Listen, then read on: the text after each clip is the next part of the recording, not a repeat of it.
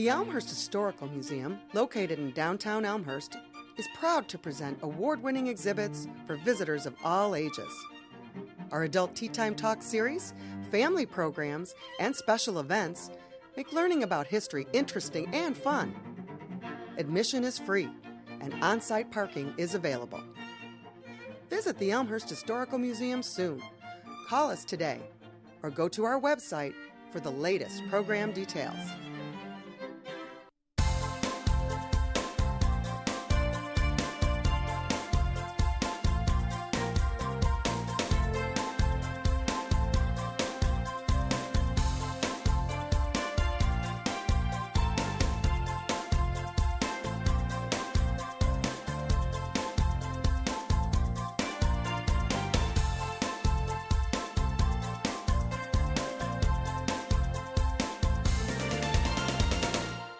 Welcome to Elmhurst Historical Museum. I'm Brian Berghager, the museum director.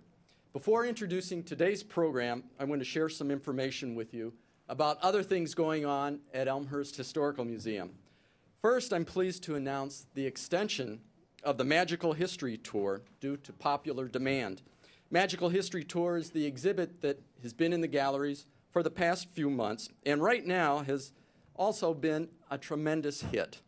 We're pleased to extend it to January 2nd, so I hope you all have an opportunity to visit with us for the first time or maybe for the second or third time to enjoy this exhibit. And by the way, today's guest, Mr. Marshall Brodein, is also featured in that exhibit.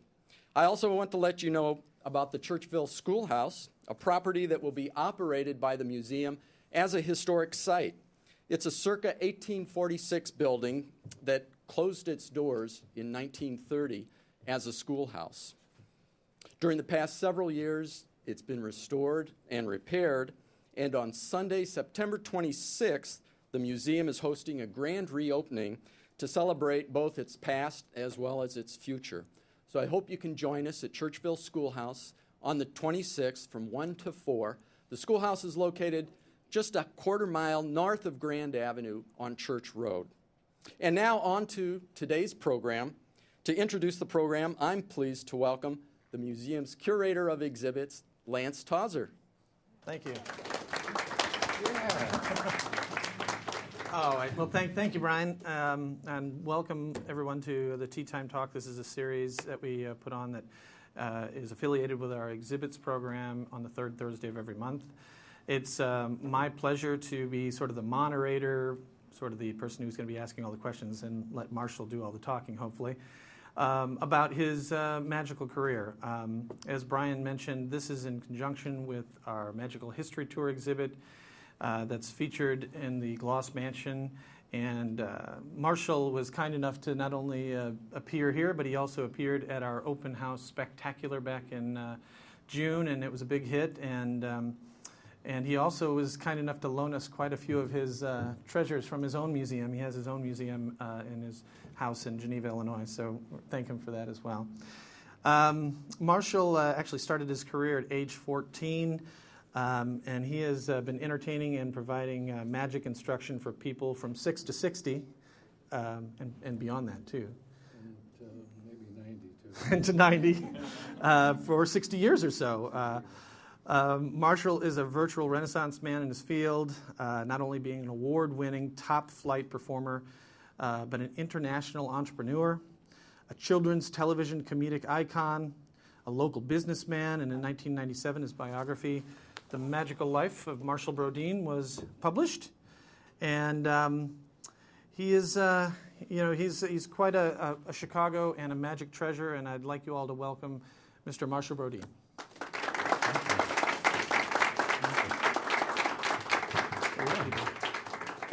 Now, this is going to be kind of an informal sort of interview process, and I please need to ask you all to hold your questions until the end. Because we're videotaping this for our local Comcast group, and I thank them for being here as well, we're going to have all the questions at the end of the presentation, so don't forget them, and Marshall will definitely answer them all. Plus, right after this presentation, we're all going to go to the History Studio, which is in the lower level of the Gloss Mansion, and there'll be coffee and and treats, and Marshall will be there. If you would like him to autograph, we've got photos and Wizzo photos and materials down there. Also, we have some of Marshall's magic kits and his magic card kits that he has already autographed, but they're for sale in our gift shop as well, so I wanted to make sure you knew about that. So immediately following this, please join us in the History Studio next door for refreshments. Right. All right, Marshall, so we're going to talk about your magical career. So, there's a good story here at the very beginning about how you first became interested in magic and when you first bought your first magic kit. Can you share that with us? Yeah, I was in school, and they had a woman magician performing in the auditorium, and I watched her do all this magic, and I said, well, I wish I could do that. Then I found out down the street on Clark Street, I lived around Diversey and Clark area, there was a place where they sold magic tricks, and I started hanging around there and buying tricks, and then I found out about the magic shops downtown, and they take the streetcar down there and buy tricks, and that's all I've done all my life since then. Yeah. I don't know if you guys know that magic shops in Chicago were, during this particular period, were a big thing. Ireland's, the Treasure Chest, a lot of them were not only just famous for being in Chicago, but they were institutions in the magic community. And why don't you tell us a little bit about your first job? The Treasure Chest used to be on Wabash Avenue, called Finer Amusements. They had penny arcades there, and they moved over to Randolph Street. And I walked in there one time, and the guy behind the counter that owned this big store was trying to do a trick, and I said, here, I can show you how to do it. I was only about, I think, 16 years old or something. 14, actually. 14 years old, and I showed him how to do it. And he says, that's great. Can you show this guy how to do this one? And I did. Then he called me over on the side. He said, how would you like to work here on the weekends after school, stuff like that? And I says, yeah. So I worked there and started working on weekends and during the week at night, and stayed there for about probably 3 years behind the counter selling magic. And then after that, I went out to see a friend of mine at the freak show at Riverview Park. They had a magician there, so I went out to see him, and I went to the owner of the freak show, and I said, I'm coming here to see Mickey the Mook. His name was a magician. He said, well, Mickey the Mook disappeared. He's not here anymore. I said, what do you mean he disappeared? His stuff is gone? We got an empty stage. I said, well, you know, I'm a magician. You're a magician? How old are you? I said, 16, I think, 16 years old. I said, I do magic shows and stuff. He said, well, why don't you bring your stuff down here and show me what you can do? And I set it on the stage, and he kept me there for the whole season.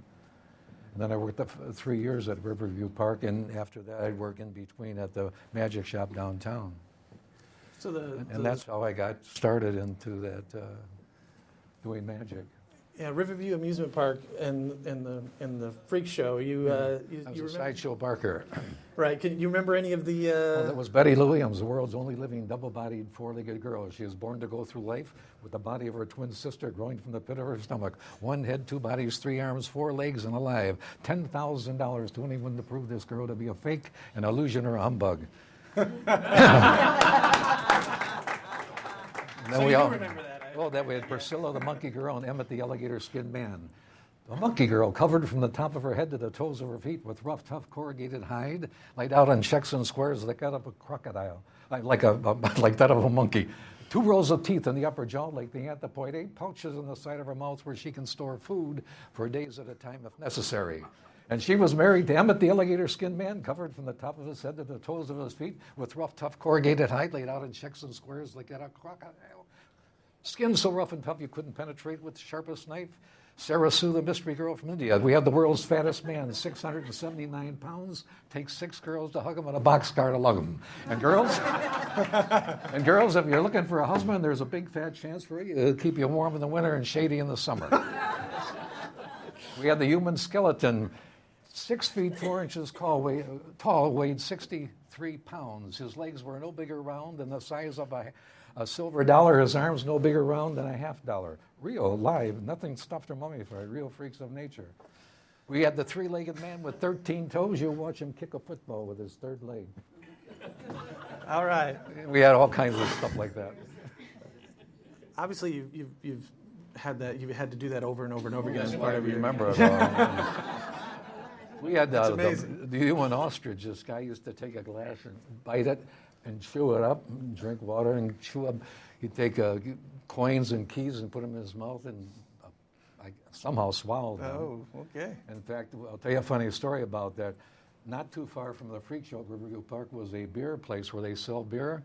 We do 20 shows a day. So he'd walk over there and steal the glasses off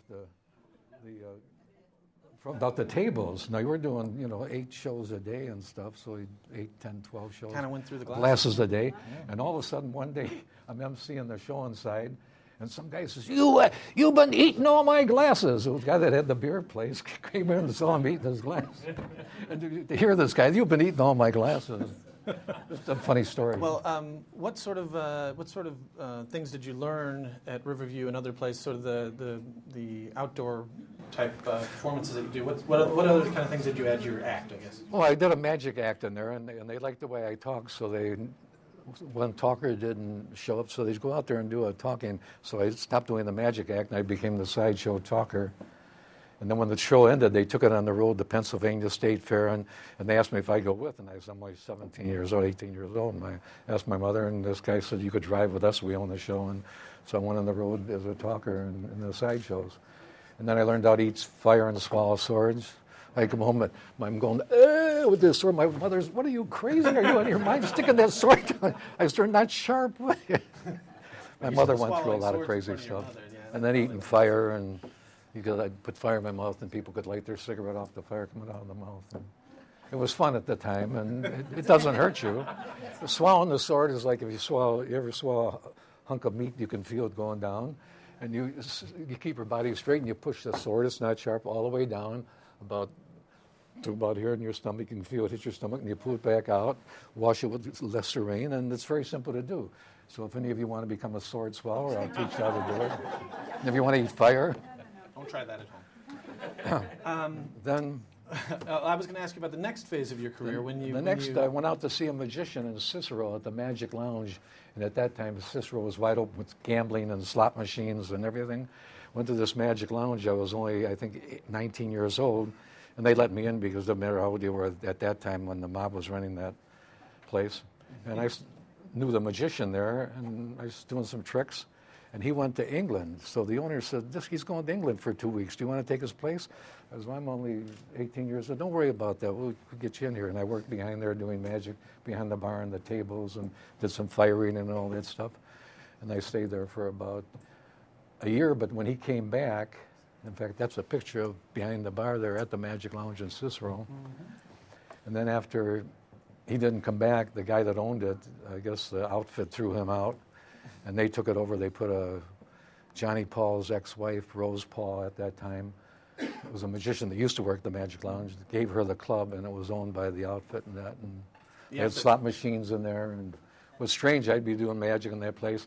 I'd come to work some night, and I'd say, where are the slot machines? He said, the sheriff's going to raid here tonight at 10:30.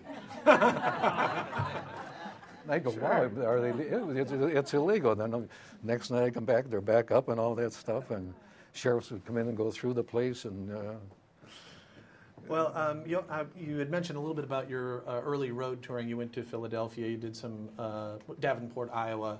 What was that? That was what was that like with the sideshow. Sideshows, right? Yeah, they took the sideshow that was at Riverview Park and took it on the road. They wanted me to go to the Pennsylvania State Fair and South Dakota, North Dakota State Fair, as a talker, stopping crowds of people in town about all the freaks and curiosities and strange people. Then I'd go inside and do a magic act inside the show while the other talker was on. And I traveled through Pennsylvania and New Jersey and different places. And this is all at the age of 18 and 19 years old. And then I got a call from a guy that had a boxing kangaroo and a wrestling bear, Al Saz and Ada Ash. They were both, she was a lady wrestler, professional wrestler, and he was a wrestler. But they had a show with a boxing kangaroo, a wrestling bear, and she wrestled alligators.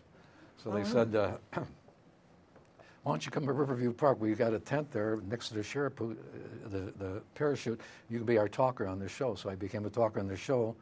Then they went on the road with it. They took me on the road as their talker, which was fun. And You didn't do any wrestling of kangaroos? Or No, anything like I'll tell you a story about that. That's very funny. Ada Ash called me up. She has pink hair. This girl has pink hair. And she says, I've got a show and Al Saz is out of town. Would you drive me in your car to Indiana with LG the alligator, this 7-foot alligator? Mm-hmm. I said, well, I got a convertible. She says, we can bend his tail and put him in the trunk of your car. And I says, really? She said, trust me, you'll tape his mouth and all this stuff. So she tapes his mouth up, and I help her carry him and put him in the trunk of the car, and we close it. And we start going on the highway to someplace in Indianapolis or something, and it's getting real dark at night. And all of a sudden, I hear like a rip, you know. And all of a sudden, I look in the rearview mirror, and his mouth is open, and he's crawling into the back seat of the tiger. The alligator's got his feet over, and he's starting to climb into the back seat. So she jumps over the seat, and she hits him in the jaw. And he goes back down in the trunk, and she says, we got to stop and tape his mouth, or he'll tear your trunk up. I said, you know something?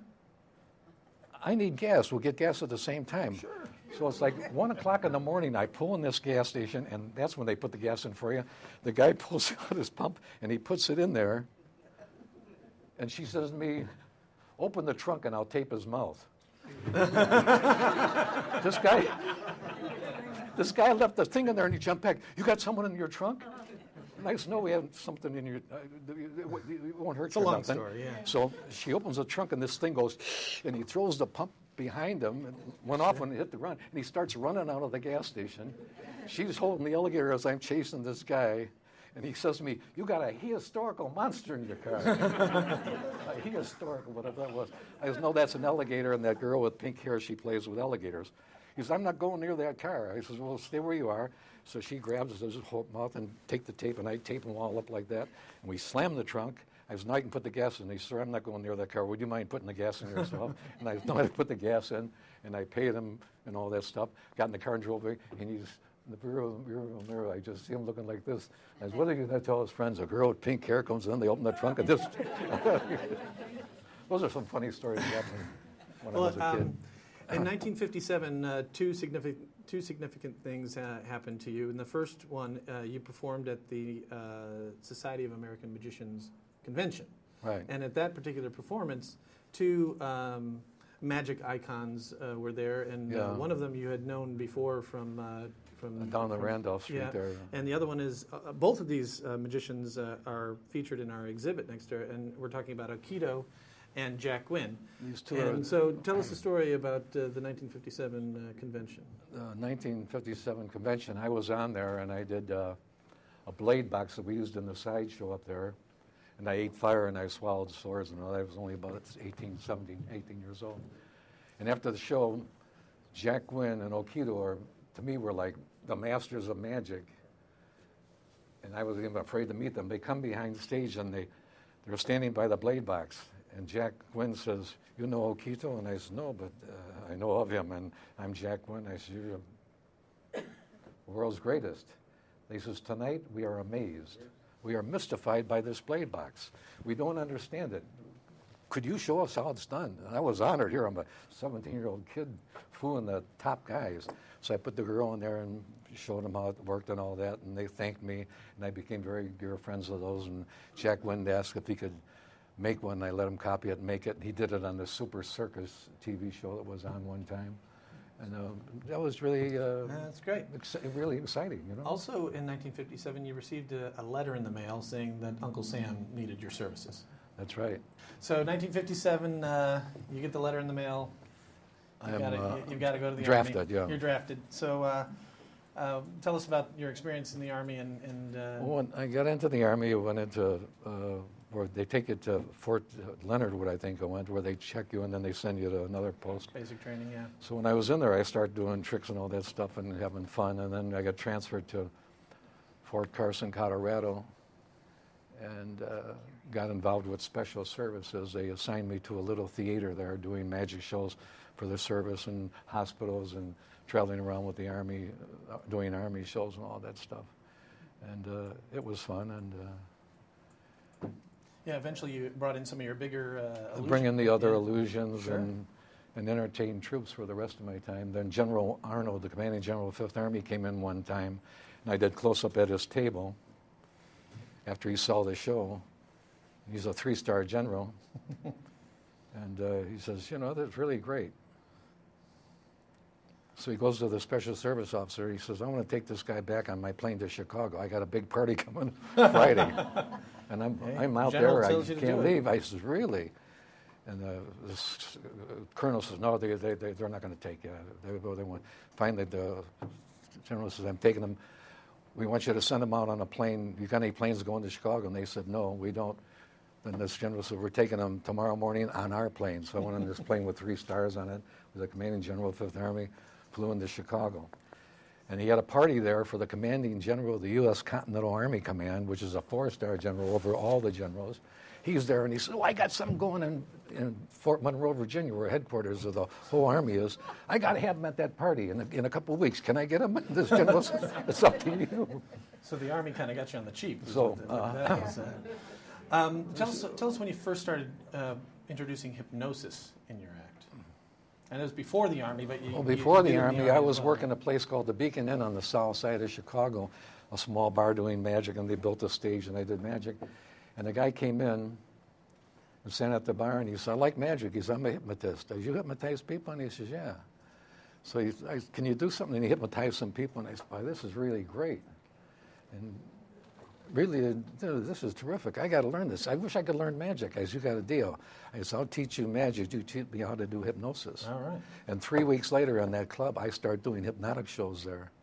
In 3 weeks, you introduced it in your... In 3 weeks, I start bringing people up, and it's very simple to hypnotize people. As long as the person believes you're a hypnotist and believes you can do it, it's easy to hypnotize them. Right. And when they see you in a club, and they hear about you, and they come in, and they look at you, they don't say, well, that guy can't hypnotize. They know you can because people are talking about you, and Sure. people see you, and the papers write about it. Right. And so I became a hypnotist, and I dropped the magic and start doing, in my club I did magic at the Magic Mystic Club and all that. Right. And then after the hypnotists left the Cairo Club in Chicago, which Ted Boyer, Dr. Michael Dean, and Dante, these were 3 hypnotists that went to Vegas. They called me, and I had bought the club then. I sold the club and went to the Cairo Club because that was the club to work. Right. And then when I was there, I had an agent from Las Vegas came in there, and he watched my show, and he says, you know, I took Ed Boyer to Vegas, and I took Dr. Michael to Vegas. They're gone. How would you like to go to Vegas? I said, I'm married. I'm getting married in 2 months. How am I going to say to my fiance, I'm going to work in Las Vegas? So I didn't do that, and that marriage didn't last anyway. So you should have gone to Vegas. I should have went to Vegas, yeah.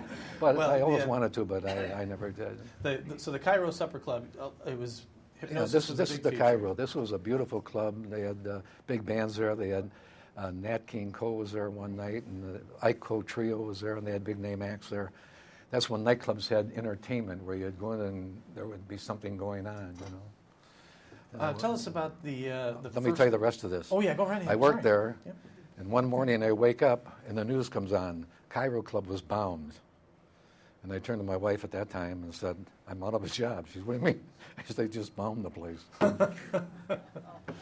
That's a true story. That was a beautiful club. Tell us about your first appearances on the Bozo Show as Marshall Brodein. You did quite a few of those. In fact, they had a rule on the Bozo Show that a performer could not perform more than twice a year until this the man, same act.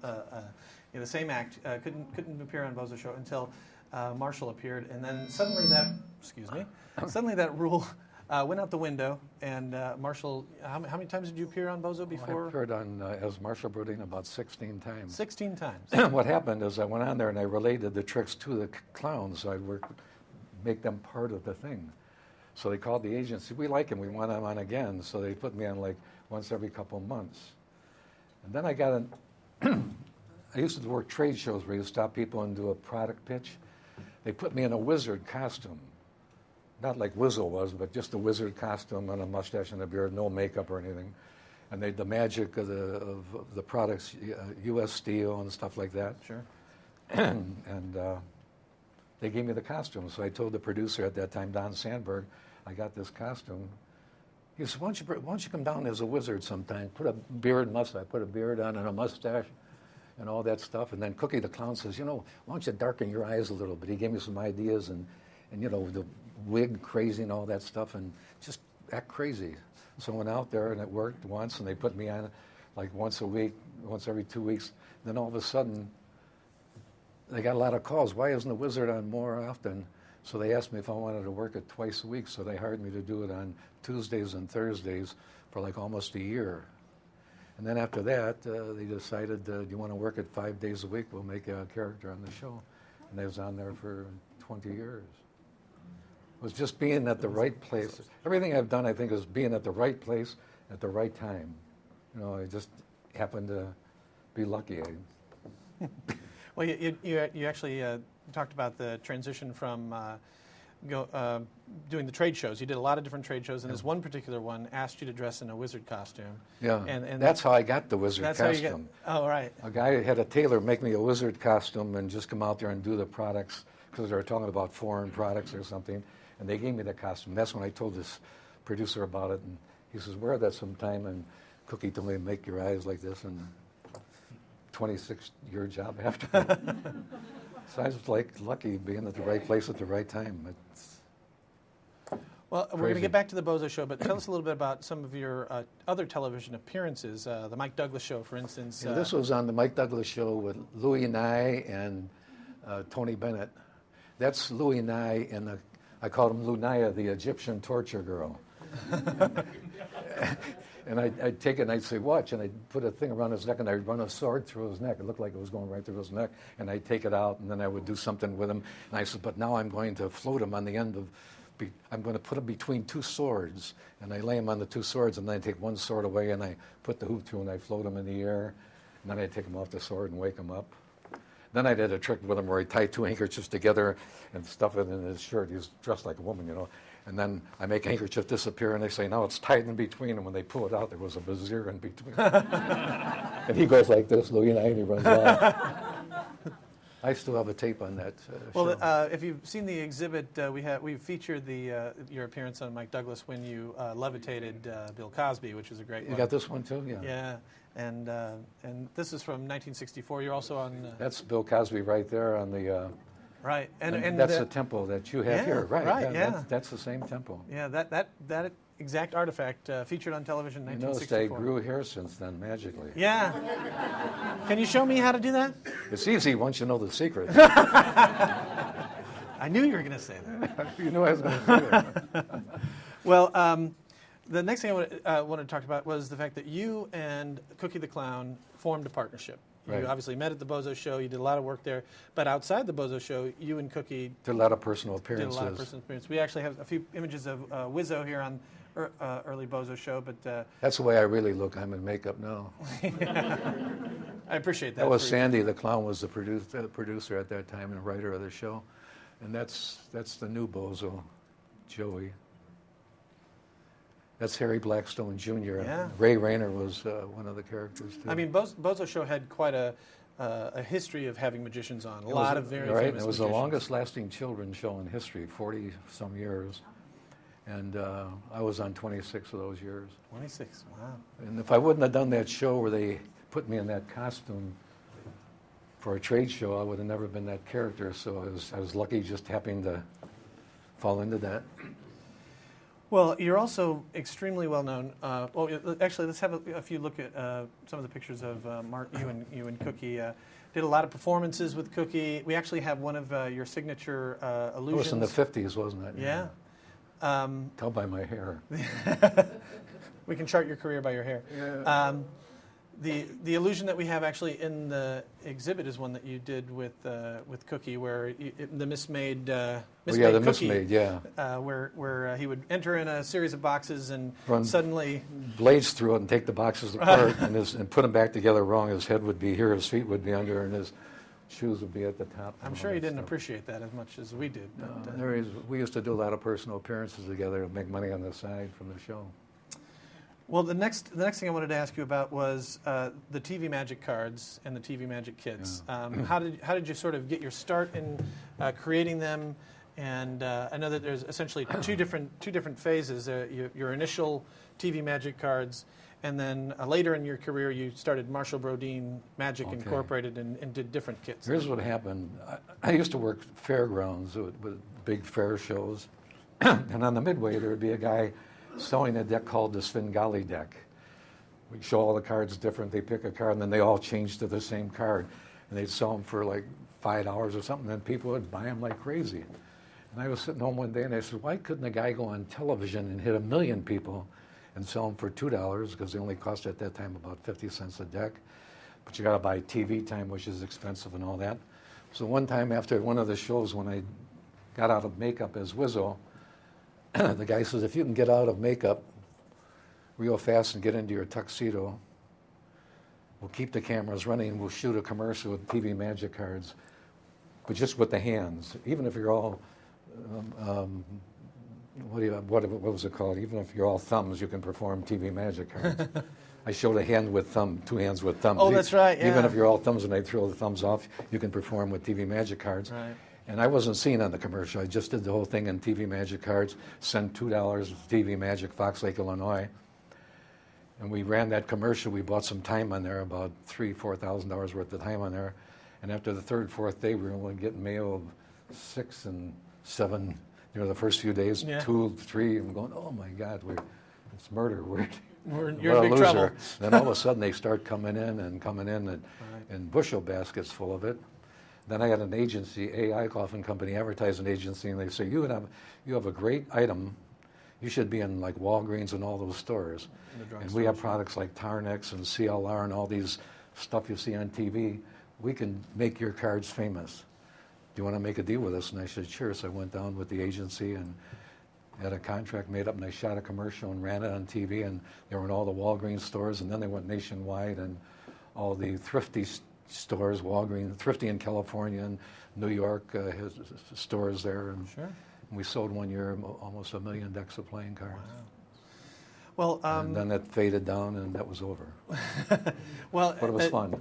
All these different exploits that you've done, I think a lot of people would be surprised to hear that you have also been essentially a local entrepreneur and venture. You had a magic shop at the Old Chicago Amusement Park. Yeah, right. You were in a restaurant. There's Old Chicago. Yeah, that's right. A couple of restaurants, Lancers. That's a good name. That's a club called Totals that was above Lancer's restaurant in Schaumburg, above Victor's. Victor's, that's right. I got Victor's. involved in Victor's restaurant. When Lancers left, I went in with some fellow I was partners with into it, and I sold the whole thing to her. And then she wanted me to open up a circus club upstairs, and I did that. I had a partnership in that. And then I pulled out of that too, and then all of a sudden it turned into a rock and roll place for kids. And this is the stage that was at Toto's. And I had appeared there on Easter Sunday with Bozo and Cookie. You get dinner and you see your show and bring your kids, and they had hundreds of people came. They had a good night that night. That's why that stage was built like that. Well, you actually brought the TV Magic cards and those products sort of back in the 1990s as Marshall Brodein Magic Inc. Yeah. And you had quite a run with some of the Disney kits and characters, as well as other I did magicians. some Disney Magic set. I did one called We had the Hunchback of Notre Dame. Hunchback of Notre Dame movie. I did a magic set that relates to the movie. And then I did the one on You did 101 Dalmatians. 101 Dalmatians. You're testing my knowledge. 101 Dalmatians with tricks with cards with dogs on them, with the Dalmatian dogs, and a popcorn box with a dog food box with you pull handkerchiefs out of the empty box and make the food disappear. Right. I think you did Aladdin. The Aladdin movie.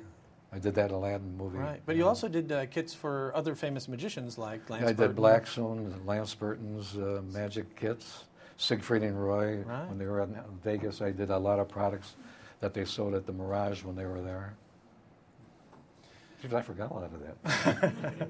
Oh, I'm here to remind you. Well, thank you. I'll have to come back if I forget anything. Sort of going back to the Bozo show, it can't be understated the amount of time that you were on the show, the cultural icon that Wizzo has kind of become, and the Bozo show in general.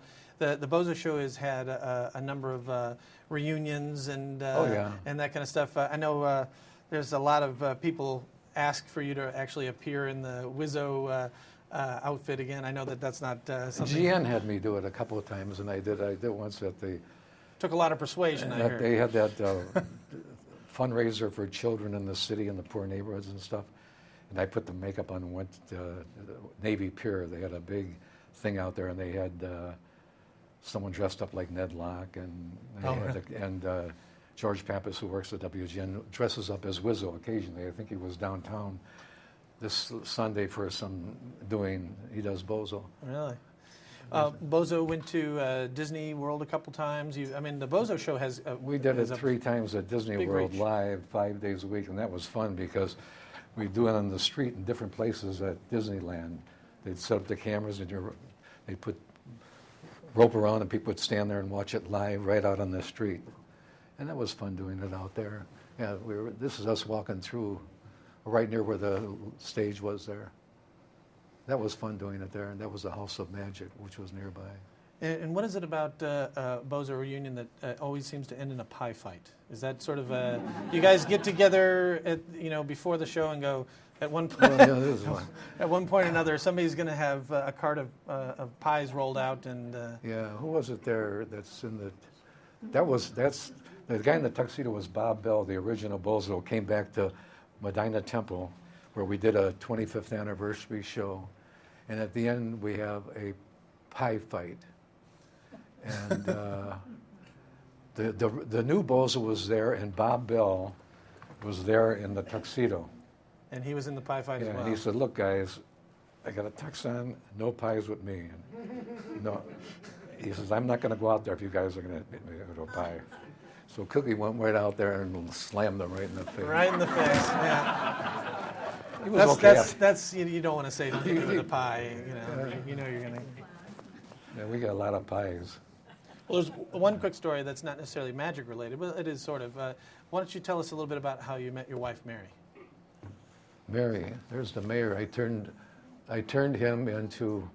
I think I turned him in. What I turned him into. No, you wrapped up somebody, and he came yeah, out of the he wrappings. Came out, I can't remember which one. Was it Cookie? Somebody. Someone I did. Up, yeah. I wrapped someone in there, and he came out. And the mayor came out. Yeah, right. Yeah. So you met your wife, Mary. Kind of an interesting story there. What? Oh, the Tribune. She was a writer for the Tribune, and she. They wanted her. They said there's never been a story on me in the Tribune, and they wanted her to do the story. She was working for the Tribune in the area out in our area there. So she came and interviewed me, and I couldn't take my eyes off of her. Got to talking to her, and then I called her up and I said, do you want to have dinner with me tonight out in your area there? I got some things I want to show you. Very smooth. I've heard that before.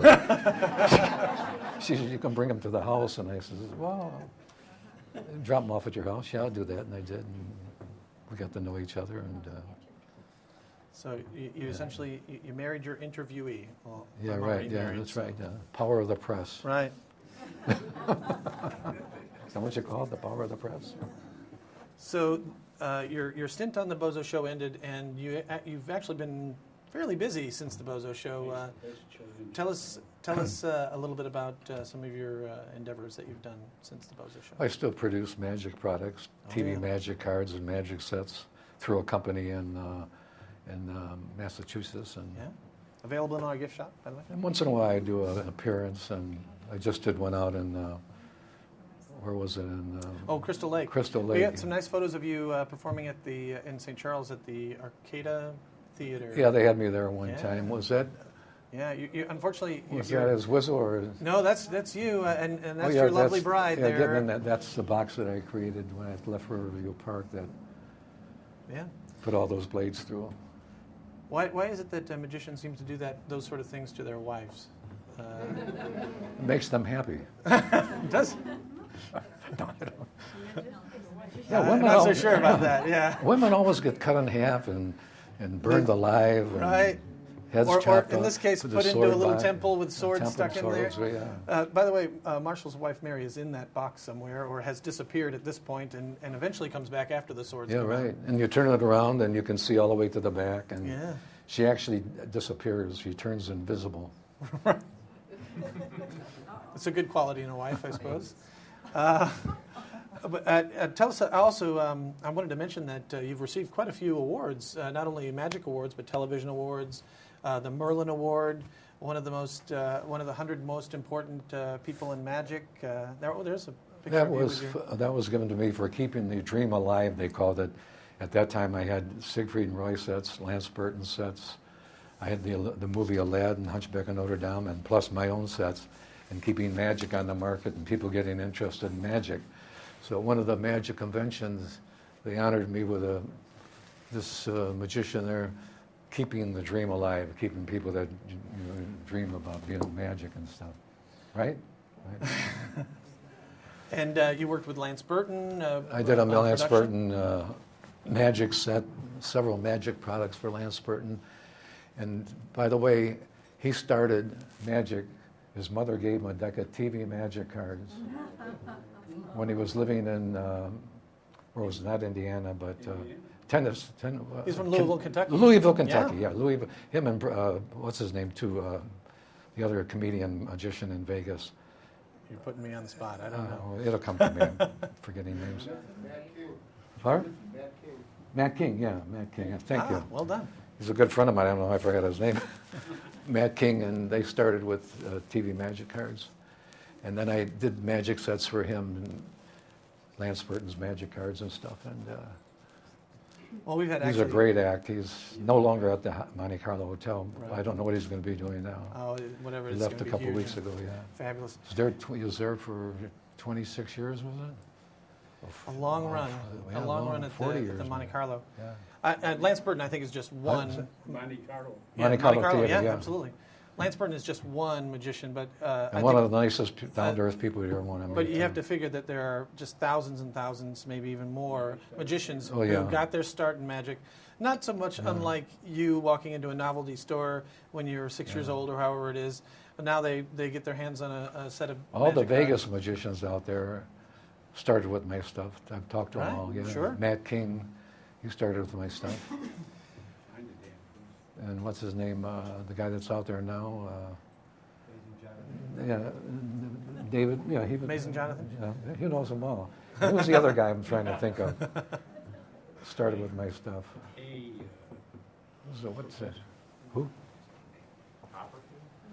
Copperfield started with my stuff. He admits it. In fact, when he started it big, I made all of his magic sets. David Copperfield magic sets. I did 3 or 4 of them for, and he was selling them at the Mirage when he was there. Wasn't he at the Mirage? Copperfield was at the Mirage. And before that, he was at another place. So I have all those. Do you have them here on display? Oh, absolutely. We have quite a variety of your magic cards from over the years. And, do you have Lance Burton and Lance? I Lance? don't know if we have the Lance Burton ones here, but Siegfried and Roy and all that. Yeah. So, was just going to ask you, in conclusion of our little presentation, before we open up for questions, the fact that you have this legacy of aspiring magicians and just people that showed an interest in magic that have essentially grown up utilizing your products. How does that make you feel, knowing that the TV commercials that literally most of us can recite what you say in that TV commercial because it resounded with us. It was part of our growing up. But how does that kind of make you feel that a product that you created and promoted had such a big effect on people? I think it's great. Yeah. I wanted to work Vegas, but when I was offered the Frontier Hotel in Las Vegas, I was engaged to get married, so I couldn't go to Vegas. But I would have probably been there. But he didn't. But I'm still happy. Oh, of course.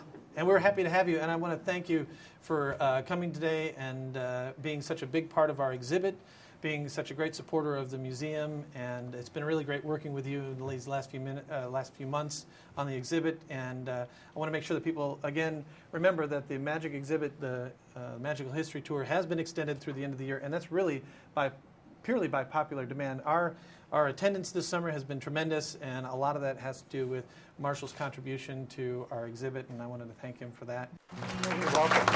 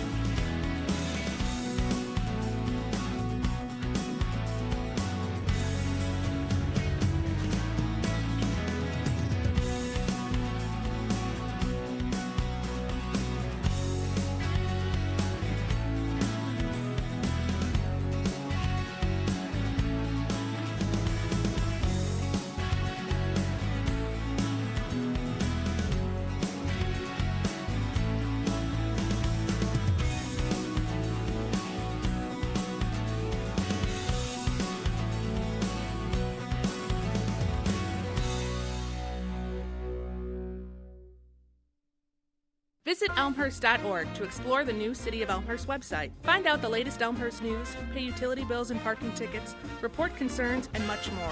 Elmhurst.org is an ideal way to discover what Elmhurst offers your business, your family, your life. Hi, I'm Elmhurst Police Chief Steve Neubauer. Elmhurst is a great place to live and work. However, we are not crime-free. Many people in our community become victims of crime simply because they did not lock their belongings. I would ask you to do two things. First, lock your car, house, and bike. Secondly, call 911 to report suspicious activity to the Elmhurst Police Department. The Elmhurst Police Department reminds you to lock it or lose it.